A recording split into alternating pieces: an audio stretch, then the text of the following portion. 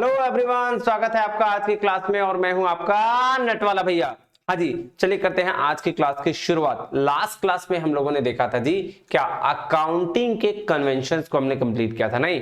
तो सर आज क्या करने वाले हैं? आज हम लोग पार्टनरशिप में एंटर करने वाले हैं। पार्टनरशिप अकाउंट्स में के चर्चा, इंट्रोडक्शन ऑफ पार्टनरशिप हम लोग करने वाले हैं। चलिए आइए चलते हैं क्लास में और करते हैं क्लास की शुरुआत। देखिएगा जी, पार्टनरशिप अकाउंट्स तो हम सबको पता है कि पहले क्या कहां चलते हैं। जो मेरे क्लास के स्टूडेंट्स हैं सबको पता है कि पहले हम चलते हैं नोट्स में, क्योंकि नोट्स है तो सब कुछ है। आइए चलते हैं नोट्स में, बेसिक चीजें नोट्स से सीखते हैं, नहीं? हाँ जी सर, देखिएगा क्या कह रहा है। कहता है जी, हम जानते हैं कि सोल प्रोप्राइटरशिप में फाइनेंशियल स्टेटमेंट कैसे बनाया जाता है। बात सही है, हमें पता है ना कि सोल प्रोप्राइटरशिप में जब बनाते हैं तो कैसे हम लोग फाइनेंशियल स्टेटमेंट मतलब ट्रेडिंग पीएल बैलेंस शीट बनाते हैं। अपना तो बहुत इजी तरीके से बना लेते हैं। हाँ जी सर, और बिजनेस चलाया कैसे जाता है ये भी पता है। क्यों नहीं, सब कुछ चलाता है भाई। सोल प्रोप्राइटरशिप क्या हुआ, जैसे हिंदू अनडिवाइडेड वाले फैमिली वाला बिजनेस है, जैसे जो पहले पापा चलाया उसके बेटा फिर बेटा फिर बेटा ऐसे करके चलाता है ना वो बिजनेस, या कोई इंडिविजुअल बैठा है चला के जिसका मालिक अकेला हो वो सोल प्रोप्राइटर, तो उसमें क्या है, प्रॉफिट एंड लॉस निकालना और आपका बैलेंस शीट बना देना, बहुत इजी है। ठीक है, बिल्कुल सही बात बोल रहे हो सर। अब चलते हैं आगे, क्या बोल रहा है? बोल रहा है लेकिन जैसे जैसे बिजनेस बढ़ता है हमें ज्यादा कैपिटल की जरूरत पड़ती है। ठीक बात, अगर हम बिजनेस जितना ज्यादा बिजनेस बढ़ाएंगे, ठीक है, तो पैसा तो जरूरत पड़ेगा ना जी। हाँ जी, जरूरत पड़ेगा सर। तो क्या बोल रहा है कि जैसे जैसे बिजनेस बढ़ता है हमें ज्यादा कैपिटल की जरूरत होती है। बिल्कुल सही बात है। और जब ज्यादा कैपिटल लगेगा तो रिस्क भी बढ़ जाएगा। ठीक बात, अगर हम 100 रुपया लगाए हैं बिजनेस में तो रिस्क 100 रुपए के बराबर, लाख रुपए लगाए हैं तो सर लाख रुपए के बराबर रिस्क। इसमें कौन सी बड़ी बात है? बिल्कुल सही कह रहे हो, कोई बड़ी बात नहीं है। चलते हैं, तो क्या बोला, और जब ज्यादा कैपिटल लगेगा तो रिस्क भी बढ़ जाएगा। तो इतने रिस्क को हम अकेले ले सकते हैं, सॉरी इतने रिस्क को हम नहीं अकेले ले सकते हैं। अकेले ले सकते तो फिर सर अकेले करते ना। तो क्या बोल रहा है, तो इतने रिस्क को हम अकेले नहीं ले सकते और ना ही इतना कैपिटल ला सकते हैं, क्योंकि सर सोल प्रोप्राइटरशिप में तो दिक्कत हो जाता है ना, अकेले सारा पैसा हम कहां से लाएंगे, हम तो उतने बड़े नहीं है अभी। तो अब इसी एक ऐसा सिचुएशन आ रहा है और इसी सिचुएशन की वजह से कुछ लोग क्या हुआ आपस में मिलते हैं जो बिजनेस में कैपिटल भी लाते हैं और रिस्क भी शेयर करना चाहते हैं। बोलते भाई साहब ऐसा करो, हमारे पास भी कम कैपिटल, तुम्हारे पास भी कम कैपिटल, लेकिन अगर हम लोग मिल गए और एक साथ बिजनेस किए तो भाई साहब मेरा कैपिटल और आपका कैपिटल मिलके एक कैपिटल बना लेंगे, मेरा रिस्क और आपका रिस्क बोल के एक रिस्क बना लेंगे और क्या हो जाएंगे, एक फॉर्मेशन कर देंगे किसी एक ऑर्गेनाइजेशन की, जिसको हम लोग क्या बोलेंगे, पार्टनरशिप बोलेंगे। क्या बोलेंगे? इसी को हम कहते हैं जी पार्टनरशिप फॉर्म, नहीं? हाँ जी सर, आइएगा अब एक बात और समझिएगा। क्या बोलता है, देखिए जी हमें पता है कंपनी, देखिए जब भी कोई कंपनी शुरू होती है तो कहां से शुरू होती है, वो तो लॉ से कानून बनाती है, नहीं फॉर्मेशन वगैरह होता है। हम लोग पढ़ेंगे आगे कंपनी कैसे फॉर्म होती है, लेकिन इतना जान लीजिए कंपनी लॉ की वजह से शुरू होती है, कानून की तरह से शुरू होती है, नहीं रजिस्ट्रार ऑफ कंपनी है ना, रजिस्ट्रार की वजह से है ना फॉर्मेशन होती है।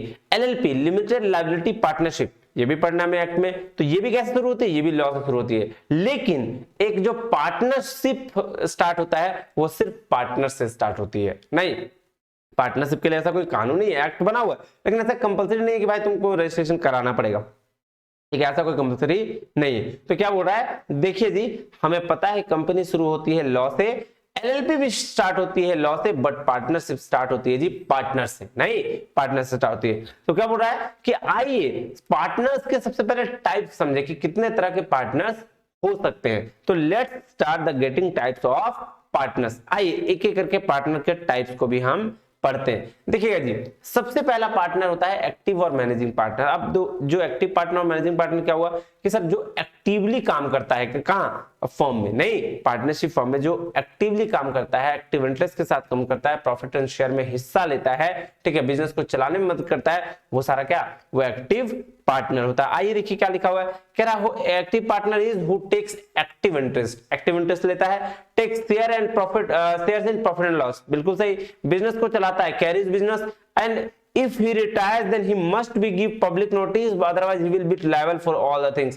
बोल रहा भाई साहब ऐसा है कि अगर मान लीजिए कभी ये चाहता है कि भाई फर्म छोड़ के चले जाए या रिटायर कर जाए, तो ये क्या करेगा एक पब्लिक नोटिस जारी करेगा, जिससे पता चल जाएगा सबको कि भाई ये क्या है, पार्टनर नहीं है। अदरवाइज अगर इसने नोटिस नहीं दिया तो वो फर्म की सारी चीजों के लिए लायबल होगा जो फर्म रिएक्ट कर रही है। नहीं, हाँ जी सर, बिल्कुल सही। तो ये क्या, ये चार आपके ऑप्शन हो गए जो एक्टिव और मैनेजिंग पार्टनर को दर्शाते हैं। कौन कौन सर? पहला क्या था सर? पहला एक्टिवली पार्ट कर रहा था। दूसरा क्या था सर? दूसरा जो प्रॉफिट एंड शेयर में हिस्सा ले रहा था। तीसरा बिजनेस चलाने में मदद कर रहा था। और चौथा जब भी वो रिटायर करेगा तो वो पब्लिक नोटिस दे के जाएगा। बिल्कुल सही।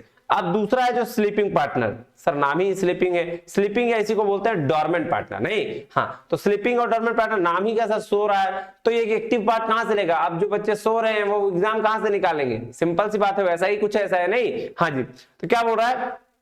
Does not take active part, active part नहीं करता वो। Does not require give public notice, अब किसी को पता ही नहीं है कि वो पार्टनर है तो पब्लिक नोटिस की जरूरत क्या? सिंपल। बोला does not have liability after retirement, retirement के बाद कोई लायबिलिटी नहीं। बिल्कुल सही। Only he continues to the share capital of the firm, क्यों कंटिन्यू करता है? बस कंपनी के शेयर कैपिटल के लिए, नहीं, जो भी फर्म का शेयर होगा उसके लिए वो कंटिन्यू करता है। तो एक ही पर्पस है किसका? स्लीपिंग पार्टनर का, कि भाई वो कंटिन्यू करेगा तो अपना शेयर कैपिटल के लिए करेगा। नहीं, हाँ जी सर।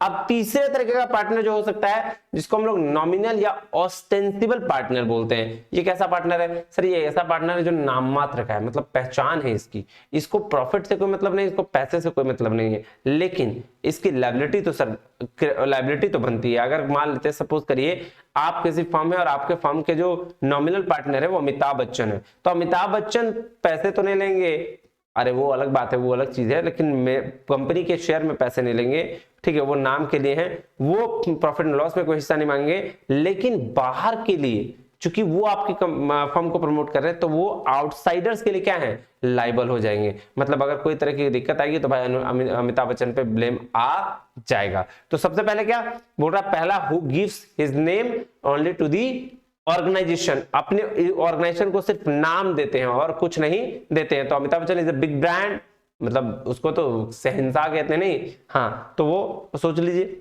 दूसरा, he does not take any profit and loss, he does not take any profit and loss, कुछ नहीं लेते वो, ना प्रॉफिट ना लॉस। बोला he is liable for outsider, लेकिन वो लायबल है किसके लिए? आउटसाइडर के लिए। तो नॉमिनल पार्टनर सिर्फ नाम देते हैं कंपनी को और थोड़ी लायबिलिटी फॉर आउटसाइडर, ये याद रखिएगा। हाँ जी, हाँ जी सर। अब नेक्स्ट बोलता है पार्टनर्स बाय क्या? स्टॉपल, या इसी को बोलते हैं होल्डिंग आउट। नहीं, हाँ, तो ये कैसा पार्टनर है? आइए देखते हैं। सर बोलता है ऐसा पर्सन जो बोलकर या काम के थ्रू ऐसा रिप्रेजेंट करे खुद को कि वो पार्टनर है, तो लॉ उसको क्या बोलती है? बोलती है भाई साहब इसको हम पार्टनर मान देंगे, और इस तरह के पार्टनर को कहा जाता है पार्टनरशिप बाय स्टॉपल या होल्डिंग आउट। जैसे सर एग्जांपल देख बताइए। अब मान लीजिए कि पार्टनर्स दो पार्टनर है और दोनों पार्टनर गए हैं कहीं किसी बिजनेस में, और तीसरा उसके साथ एक आदमी है जो बोल रहा है, जो दोनों पार्टनर, अगर कोई तीसरा क्लाइंट सवाल कर रहा हो तो उसके उस सवाल का जवाब वो तीसरा आदमी दे। वो बताए कि भाई हम पार्टनर है, वो बताए कि भाई हाँ इतना रेट होना चाहिए, तो वो क्या कर रहा है? वो पार्टनर की तरह ट्रीट कर रहा है, तो उसको भी हम क्या करेंगे? पार्टनर मान लेंगे, ऐसा लॉ कहता है। तो इसको बोलते हैं पार्टनरशिप बाय स्टॉपल या होल्डिंग आउट। क्या कहते हैं? Holding out. चलिए जी, अब नेक्स्ट है 5, पार्टनर इन प्रॉफिट ओनली। अब देखिए, ये तो नाम से ही पता चल रहा है कि भाई जो पार्टनर्स, वो पार्टनर्स जो सिर्फ प्रॉफिट के लिए, who is liable for the share of profits only, तो उसको बोलते हैं पार्टनरशिप इन प्रॉफिट ओनली। अब देखिए, माइनर एज ए पार्टनर, ये एक टर्म है, इसको ध्यान, इसलिए मैंने इसको यहां ब्लैक से लिखा है, ध्यान दीजिएगा।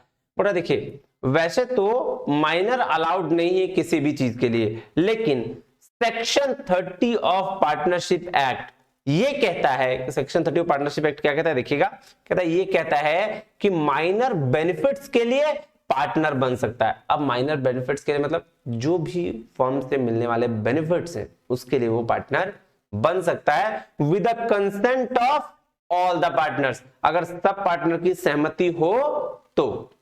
क्लियर है? हाँ जी सर। अब देखिएगा नेक्स्ट क्या बोल रहा है? बोल रहा है after attaining the age of majority he has to give public notice within the 6 months that he will continue or not. ध्यान दीजिएगा, ये तो बात सिंपल सी बात है कि भाई अगर पार्टनर का सहमति हुआ तो पार्टनर माइनर जो है वो बेनिफिट्स के लिए पार्टनर बन सकता है, लेकिन क्या वो माइनर ही रहेगा? बड़ा भी होगा। तो बड़ा कब होगा सर? बड़ा कब माने लो? एज ऑफ मेजोरिटी का मतलब है जो 18 साल से ज्यादा के हो गए हैं। तो जब वो 18 साल कंप्लीट करेगा तो उसके पास क्या है, तो भाई साहब उसको पब्लिक नोटिस देना होगा 6 महीने के अंदर कि क्या वो पार्टनरशिप फॉर्म में कंटिन्यू करेगा या नहीं करेगा। अगर करेगा तब तो ठीक, और अगर नहीं करेगा तो भाई साहब आपको क्या नोटिस दे देना है सब कुछ के लिए। तो क्या बोल रहा है, बोल रहा है in both condition he has to issue public notice. दोनों कंडीशन में कौन सा, करेगा तो भी, नहीं करेगा तो भी।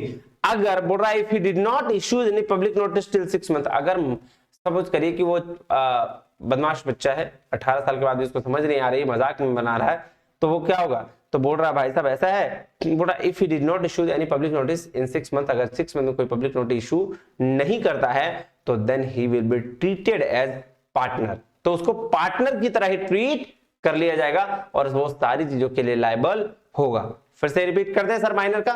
देखिए वैसे माइनर तो अलाउ नहीं है किस चीज के लिए, पार्टनर बनने के लिए, लेकिन section 30 of the partnership act कहता है कि अगर माइनर बेनिफिट्स के लिए पार्टनर बन रहा है तो वो वैलिड है with the consent of all partner, her partner के सहमति से। अब क्या, अब जैसे ही माइनर बड़ा हो जा रहा है, मान लीजिए 18 साल कंप्लीट कर ले रहा है, एज ऑफ मेजोरिटी कंप्लीट कर ले रहा है, तो उसके लिए क्या प्रोविजन है, तो बोल रहे भाई साहब विद इन 6 मंथ पार्टनर को माइनर जो मेजर हो चुका है उसको बता देना होगा कि क्या वो अब फर्म में कंटिन्यू करेगा कि नहीं करेगा। कैसे, पब्लिक नोटिस इशू करके। अगर उसने 6 महीने तक पब्लिक नोटिस इशू नहीं किया तो ये पार्टनरशिप फर्म मान लेगी कि वो पार्टनर के रूप में कंटिन्यू कर रहा है और वो सारी चीजों के लिए अब लायबल हो जाएगा। क्लियर है, हाँ जी सर, तो ये क्लियर हो गया। अब आइए चलते हैं बुक में, अब हम लोग पढ़ेंगे एक एक करके थोड़ा थोड़ा बुक, नहीं हाँ जी सर मजा आएगा पढ़ने में। आइए कह रहा है You have learned about the preparation of financial statement for a sole proprietary concern। बिल्कुल सही, हमने सीखा है सर फाइनेंशियल स्टेटमेंट कैसे बनाया जाता है सोल प्रोप्राइटरशिप का। बिल्कुल कह रहा है एज द बिजनेस एक्सपेंड, जैसे जैसे बिजनेस बढ़ता है, one needs of more capital and larger number of people to manage business। बोल रहा है भाई साहब एक, अब क्या, जैसे जैसे बिजनेस बढ़ता है वैसे वैसे कैपिटल की भी जरूरत पड़ती है और लार्ज नंबर ऑफ पीपल की जरूरत पड़ती है। नहीं हाँ जी, क्यों, बिजनेस को मैनेज करने के लिए और उसके रिस्क को शेयर करने के लिए। कह रहा है in such a situation people usually adopt the partnership form of organisation, और इस सिचुएशन में लोग क्या अडॉप्ट करते हैं, पार्टनरशिप फॉर्म को, फॉर्म ऑफ ऑर्गेनाइजेशन। एक ऑर्गेनाइजेशन का फॉर्म है क्या, पार्टनरशिप, जिसको अडॉप्ट कर लिया जाता है। कह रहा है accounting partnership firm has its own peculiarities as the partnership firm comes into existence when 2 or more persons come together to the established business and share its profits। बोला पार्टनरशिप क्या कब एग्जिस्टेंस में आएगा, जब 2 या 2 से ज्यादा पार्टनर बिजनेस को एस्टेब्लिश करने के लिए और अपना प्रॉफिट एंड लॉस शेयर करने के लिए रेडी होंगे। बिल्कुल सही। कह रहा है on many issue affecting distribution of profit there may not be any specific agreement between the partner। अब देखिए चूंकि मान लेते हैं प्रॉफिट को डिस्ट्रीब्यूशन के लिए कोई स्पेसिफिक एग्रीमेंट नहीं बनाया गया, नहीं बोला कि कोई स्पेसिफिक एग्रीमेंट नहीं होता है, in such a situation provisions of Indian Partnership Act 32 apply. और चूंकि कोई प्रोविजन नहीं है डिस्ट्रीब्यूशन ऑफ प्रॉफिट के लिए तो पार्टनरशिप एक्ट 1932 क्या हो जाएंगे, अप्लाई हो जाएंगे इस पर, कि भाई साहब अगर डिस्ट्रीब्यूशन ऑफ प्रॉफिट करना है तो जो पार्टनरशिप एक्ट में लिखा हुआ है उसको मान के चलना होगा। Similarly calculation of interest on capital, interest on drawing and maintenance of partner capital account have their own peculiarities. बोल रहा भाई साहब कैलकुलेशन करना हो इंटरेस्ट ऑन कैपिटल का, इंटरेस्ट ऑन ड्राइंग का कैलकुलेशन करना हो या मेंटेनेंस करना हो कैपिटल अकाउंट का, वो सारा अपने अपने कहाँ होगा, अगर लिखा है तो ठीक, नहीं तो पार्टनरशिप एक्ट के अनुसार हो जाएगा। कह रहा है not only a variety of adjustment are required on the death of a partner or when new partner admitted and so on, these peculiar situation need a specific treatment according to in accounting that need to be clarified। बोल रहा है भाई साहब जब partners, कभी नया partner आ गया या किसी पार्टनर की डेथ हो गई तो उस समय भी बहुत सारे अकाउंटिंग के ट्रीटमेंट करने होंगे, जिसको हम क्या करना है, पढ़ना है। आइए जी नेक्स्ट चले, नेचर ऑफ पार्टनरशिप क्या कहता है, देखिएगा नेचर तो बहुत इजी है, फिर भी पढ़ लेते हैं। कह रहा when 2 or more persons join hands to set a business and share its profit and losses they are said to be in partnership। 2 या 2 से ज्यादा हैंड्स, हाथ यानी कि साथ होते हैं बिजनेस में क्या करने के लिए, बिजनेस करने के लिए और प्रॉफिट एंड लॉस को शेयर करने के लिए, इसको हम लोग क्या बोलते हैं, पार्टनरशिप कहा जाता है। मोटा section 4 of the Indian Partnership act 1932 defines, क्या डिफाइन करता है, अकॉर्डिंग टू पार्टनरशिप एक्ट। देखिएगा कह रहा है partnership as the relation between person who have agreed to share the profit of a business carried by all और any one of them acting for all. मोटा भाई साहब ऐसा है, जरूरी नहीं है कि बिजनेस सबको चला, पार्टनर्स बन गया ठीक है, डोरमेंट पार्टनर भी हो सकता है, एक ही आदमी दो ही आदमी बिजनेस चलाए चल सकता है, बाकी लोग डोरमेंट में रह जाए। तो पार्टनर्स क्या बोला कि रिलेशन बिटवीन पर्सन जो एग्री हुए किसी के लिए प्रॉफिट को शेयर करने के लिए बिजनेस में, और किसके द्वारा, अकेले या तो सबके द्वारा या फिर उन सब की एक्टिंग करके कोई एक भी चला सकता है। नहीं, हाँ जी सर। आप देखिएगा कह रहा है person who have entered into partnership with one another are individually called partners and collectively called firm. ठीक है, तो देखिए इंडिविजुअली अगर उसको बात करें तो वो बोलेंगे क्या, पार्टनर्स, और कलेक्टिवली एक साथ बात करें तो उसको बोलेंगे क्या, फर्म है। नहीं, the name under which business is carried is called the firm name. जो जिस बिजनेस के अंदर वो जो नाम दिया गया उसको बोलते हैं फर्म का name. And a partnership firm has no separate legal entity apart from the partners constituting it, thus the essential features of partnership are.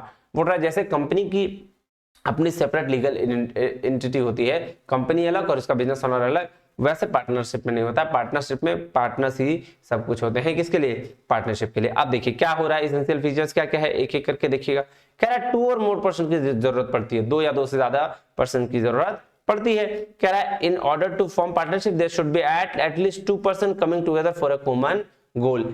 एक गोल के लिए, एक बिजनेस के पर्पस के लिए कम से कम दो लोगों की जरूरत पार्टनरशिप में होती है। दूसरा agreement, but partnership is the result of an agreement between two और more persons to do business and share its profits and losses. देखिए जब भी दो या दो से लोग मिलकर काम करते हैं तो उसके बीच में एक एग्रीमेंट होता है। नहीं, वो क्यों, पार्टनरशिप का एग्रीमेंट, ताकि वो क्या कर सके, बिजनेस को अच्छे से चला सके। नेक्स्ट चले, हाँ जी सर आइए। बिजनेस, अब बिजनेस क्या बोल रहा है, क्या agreement should be to carry on some business mere co-ownership of property does not amount to partnership. अब देखिए बोल रहा है एग्रीमेंट जो करेंगे भाई बिजनेस से रिलेटेड होना चाहिए, ऐसा नहीं कि कुछ भी प्रॉपर्टी का इधर उधर करके, है ना, वो पार्टनरशिप उसको नहीं बोलेंगे। तो बिजनेस किसी एक खास चीज का होना चाहिए, पर्पस का होना चाहिए, तभी उसको हम क्या बोलेंगे, उसी का एग्रीमेंट होना चाहिए, तभी हम उसको क्या बोलेंगे, पार्टनरशिप फर्म बोलेंगे। कह रहा म्यूचुअल एजेंसी होना चाहिए। कह रहा business of a partnership concern में be carried by all of the partner या any of the any one of the them. बोल रहा है ऐसा है कि जो म्यूचुअल एजेंसी है, इसका मतलब कि पार्टनर के बीच में रिलेशन ऐसा होना चाहिए कि अगर एक भी पार्टनर, ठीक है, रहे, उन सब का जो अदर्स लोग हैं उनका एक्टिंग करके भी चला ले तो भी पार्टनरशिप फर्म चल जाएगी, या फिर सब लोग एक साथ काम करें तो भी पार्टनरशिप फर्म चल जाएगी। नहीं, sharing of profit, sharing profit क्या होता है, बोला another important element of partnership is that the agreement between the partner must be to share profit loss of a business. बोल रहा है प्रॉफिट को शेयर करना भी पड़ता है, बिल्कुल, कि किस हिसाब से प्रॉफिट शेयर करें, वो भी एक इंपॉर्टेंट पार्ट है किसका, पार्टनरशिप का। और लायबिलिटी ऑफ पार्टनर ये सबकी होती है, ध्यान दीजिएगा। कह रहा है लायबिलिटी ऑफ पार्टनर्स, ठीक है, each partner is liable jointly with the all other partners and also severally to the third party for the all acts of the firm done while he is a partner। देखिएगा partnership का एक इसको demerit कह लीजिए या जो भी कह लीजिए, कि अगर मान लीजिए तीन पार्टनर में एक ने ज्यादा लायबिलिटी कर रखी है तो वो तीनों पार्टनर के पैकेट से जाएगा। नहीं, हाँ जी, तो ये पार्टनरशिप में पार्टनर्स की बहुत ज्यादा वैल्यू है। कह रहा है note only that the liability of partner acts the firm is also unlimited. क्या बोल रहा है कि लायबिलिटी ऑफ एक्ट कैसा है, फॉर्म कैसे करता है, अनलिमिटेड होता है, मतलब लिमिटेड लायबिलिटी नहीं है। तो लिमिटेड लायबिलिटी जब बन जाएगी तो क्या होगा, एलएलपी हो जाएगा, लिमिटेड लायबिलिटी पार्टनरशिप। नहीं, तो यहाँ फॉर्म के पार्टनर्स की जो लायबिलिटी है वो अनलिमिटेड है। कह रहा है this implies that the private asset can also be used for paying off the firm debts. अब देखिए पार्टनरशिप में आपके अगर पर्सनल प्रॉपर्टी भी है ना पार्टनर्स का, तो वो भी अगर आपका कोई डेट है तो उसको भी ले लिया जाएगा आपके डेट को पूरा करने के लिए। नहीं, हाँ जी, तो चलिए जी, अब नेक्स्ट क्या है, पार्टनरशिप डीड। ये क्या होता है सर, एक ऐसा एग्रीमेंट, ठीक है, जिसमें पार्टनरशिप मिलके क्या करते हैं, डिसाइड करते हैं कि उनको क्या करना है और क्या नहीं करते हैं, उसी को पार्टनरशिप डीड कहते हैं। देखिए ये कह रहा है partnership comes into existence as a result of agreement among the partners. The agreement can be either oral or written. The Partnership Act does not require that agreement must be in writing, but wherever it is in writing, the document which comes terms of agreement is called partnership deed। देखिए बोटा भाई साहब ऐसा है, partnership act कभी नहीं कहता कि भाई साहब तुम्हारा रिटर्न में होना ही चाहिए, लेकिन अगर कोई पार्टनर्स चाह रहे हैं कि भाई रिटर्न में सब कुछ लिखा हो तो उस एग्रीमेंट को हम लोग क्या कहते हैं, पार्टनरशिप डीड जिसमें पार्टनर्स के सारे टर्म एंड कंडीशंस लिखे होते हैं। नहीं, हाँ जी। अब बोल रहा है मान लीजिए कि पार्टनरशिप डीड नहीं बना रखा है, ठीक है, उन्होंने अपना टर्म एंड कंडीशन लिखा, बोला अरे हम लोग बहुत अच्छे दोस्त हैं, काम कर लेंगे। लेकिन अब क्या हुआ, अब जैसे प्रॉफिट की बात है, बोला क्या बात करो, हम ज्यादा काम किए थे, हम ज्यादा प्रॉफिट लेंगे, तो झगड़ा हो गया। तो बोला भाई साहब झगड़ा हो गया तो अब क्या करेंगे, तो उसके लिए भाई बात आया क्या, पार्टनरशिप एक्ट की। उन्होंने बोला ऐसा है कि पार्टनरशिप एक्ट में अगर आपने नहीं बनाया है क्या पार्टनरशिप डीड, तो उसके लिए कुछ प्रोविजन डाल रखे हैं in the absence of partnership deed, कि भाई साहब तुम लोग नहीं बनाए तो क्या हुआ, हमने बना के रख दिया है। आइए देखते हैं कौन कौन से प्रोविजन है जो एब्सेंस ऑफ पार्टनरशिप डीड का काम करता है, जो पार्टनरशिप एक्ट के तहत बोला गया है। आइएगा, सबसे पहला क्या है, बोला प्रॉफिट शेयरिंग रेशियो। क्या होता है सर प्रॉफिट शेयरिंग रेशियो, मतलब जिस रेशियो में प्रॉफिट का हिस्सा होगा, नहीं बांटा जाएगा। मान लो 100 रुपया है तो 100 रुपये में 2 पार्टनर है, तो किस हिस्से में कैसे कैसे बांटेंगे। तो सर जो पार्टनरशिप एक्ट है वो कहती है कि भाई साहब कुछ भी हो, अगर तुमने नहीं लिख रखा है तो प्रॉफिट इक्वली बटेगा। ठीक है, देखिए कह रहा है if the partnership deed is silent about the profit sharing ratio, the profit and losses of the firm are to be shared equally by partners irrespective of their capital contribution in the firm। अब बोल रहा है उससे कोई मतलब नहीं कि कौन कितना कैपिटल लेके आया था, अगर तुमने वहां पे मेंशन कर रखा है पार्टनरशिप डीड में तब तो ठीक है, और अगर नहीं मेंशन कर रखा है तो प्रॉफिट शेयरिंग रेशियो क्या होगा, इक्वली होगा, कोई अलग नहीं होगा। इंटरेस्ट ऑन कैपिटल बोल रहा है, देखिए क्या बोल रहा है, no partner entitled to claim interest on amount of capital contributed by him in the firm as a matter of right, however interest can be allowed when it is expressly agreed to by partners, thus no interest on capital is payable if the partner deed is silent or issue। बोल रहा है देखिए ऐसा है कि मान लेते हैं कि फर्म ने या पार्टनर्स ने कैपिटल लेके आया, ठीक, अब 3 पार्टनर थे, 2 पार्टनर कम पैसा लाया, 1 पार्टनर ज्यादा लेके आया, लेकिन उसने पार्टनरशिप डीड में मेंशन नहीं किया, यानी कि कोई एग्रीमेंट में लिखा नहीं कि एक्स्ट्रा पैसा का वो क्या करेगा, इंटरेस्ट लेगा। तो जब ऐसा नहीं लिखा गया है तो उसको कोई इंटरेस्ट ऑन कैपिटल नहीं मिलेगा पार्टनर्स की सहमति के बिना। तो इसीलिए जब पार्टनरशिप डीड एब्सेंस हो तो इंटरेस्ट ऑन कैपिटल कुछ नहीं मिलने वाला। क्लियर है? हाँ जी सर। अब इंटरेस्ट ऑन ड्राइंग की बात करते हैं। बोल रहा है no interest is to be charge on the drawing made by the partners if there no mention in the deed. बोल रहा है ठीक है, अगर डीड में मेंशन नहीं है तो जो ड्राइंग भी निकालेंगे उसका भी हम पैसा नहीं देंगे, यानी कि इंटरेस्ट नहीं देंगे। हाँ जी, क्लियर है? बिल्कुल सर। अब आ जाइए इंटरेस्ट ऑन लोन। हाँ, इस पे कुछ चार्ज मिल सकता है। बोला भाई लोन दिया है, अगर if any partner has advance loan to the firm for the purpose of business he shall be entitled to get interest on loan amount at the rate of 6% per annum. बोल रहा ऐसा है भाई साहब कि अगर मान लेते हैं किसी फर्म में किसी के पैसे की जरूरत पड़ गई और एक पार्टनर बहुत अमीर पार्टनर है, तो उसने क्या किया, फर्म को पैसा दे दिया लोन के तौर पर, तो उस लोन पर उसको इंटरेस्ट 6% मिलेगा। ज्यादा भी मिल सकता है लेकिन उसको पार्टनरशिप डीड में मेंशन होना चाहिए, अगर मेंशन नहीं है तो आपको 6% का लोन दिया जाएगा। अब जाइए रिम्यूनरेशन ऑफ फर्म का वर्क का, ये देखिए क्या है, आइएगा जी। हाँ, फर्म वर्क का, अगर कोई फर्म में काम कर रहा है तो उसका रिम्यूनरेशन, अगर बोल रहा भाई साहब पार्टनरशिप डीड में मेंशन नहीं है तो कोई भी सैलरी वैलरी लेने की जरूरत नहीं है, नहीं मिलेगा। कह रहा है no partner is entitled to get salary और other remuneration for taking part in the conduct of the business or of the firm unless there is a provision for the same in the partnership deed। फिर बोल रहा है admission of new partner, जब कोई admission होगा तो बोल रहा है without the consent of all existing partner no new partner can be admitted in the firm. कोई भी नया पार्टनर आ नहीं सकता जब तक सब पार्टनर की सहमति ना हो। बोल रहा है फिर क्या है, each partner can participate in the conduct of business. बिल्कुल सही, हर पार्टनर जो पार्टिसिपेट कर सकता है। Each partner can inspect the book of a firm and can take copy of the same। देखिए जी, हर पार्टनर्स का ये अधिकार है कि वो जो भी अकाउंटिंग हो रही है उसको चेक करे और उसका एक कॉपी लेके जाए। तो ये क्या था, ये था जब आप पार्टनरशिप डीड नहीं बनाए हो। नहीं, हाँ जी, पार्टनरशिप अगर डीड बना ली हो तो तुम्हारी मर्जी है ना, मेरा मर्जी मेरा राज है, माई लाइफ माई रूल्स, नहीं वो वाले हाल है। चलिए, तो ये कहानी हो गई यहाँ तक की। मिलते हैं अगले वीडियो में, और अगले वीडियो में हम डिस्कस ये करेंगे कि ट्रीटमेंट कैसे होता है profit and loss appropriation account का, नहीं पीएल अकाउंट नहीं, profit and loss appropriation account का। चलिए जी, तब तक के लिए बहुत बहुत धन्यवाद, शुक्रिया, थैंक यू वेरी मच, जय हिंद।